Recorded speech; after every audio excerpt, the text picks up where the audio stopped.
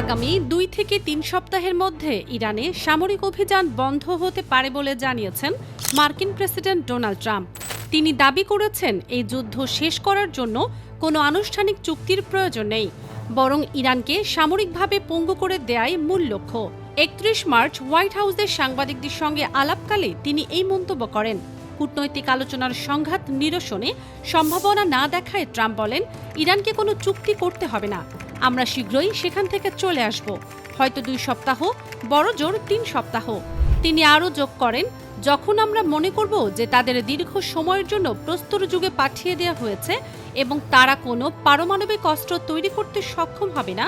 ট্রাম্পের এই মন্তব্যের বিপরীতে ইরানের পররাষ্ট্রমন্ত্রী আব্বাস আরাগচি আল জাজিরাকে দেয়া এক সাক্ষাৎকারে জানিয়েছেন, ওয়াশিংটনের সঙ্গে পরোক্ষভাবে বার্তা আদান প্রদান চললেও বর্তমানে কোনো আনুষ্ঠানিক আলোচনা বা সমঝোতা চলছে না।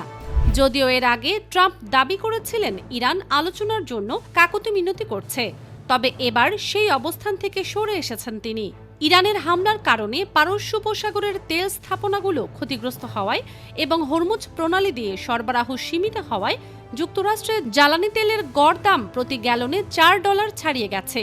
বিশ্বের 20% জ্বালানি তেল ও এলএনজি সরবরাহ করা এই গুরুত্বপূর্ণ জলপথের নিয়ন্ত্রণ নিয়ে ট্রাম্প মিত্রদের ওপর চরম অসন্তুষ্টি প্রকাশ করেছেন।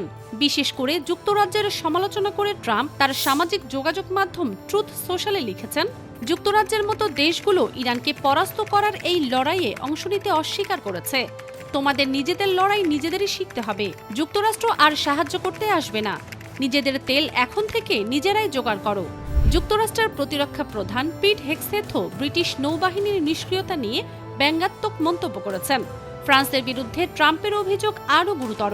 তিনি দাবি করেছেন, ফ্রান্স ইসরায়েলগামী সামরিক সরঞ্জামবাহী বিমানকে তাদের আকাশসীমা ব্যবহার করতে না দিয়ে অত্যন্ত অসহযোগিতামূলক আচরণ করছে।